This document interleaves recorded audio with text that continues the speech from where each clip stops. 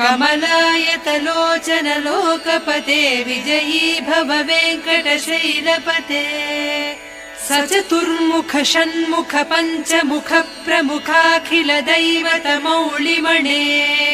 शरणागत वत्सल सारनिधे परिपालय मां वृषशैलपते अतिवेलतया तव दुर्विषहैरनुवेल कृतैरपराधशतैः भरितं त्वरितं वृषशैलपते परया कृपया परिपाहि हरे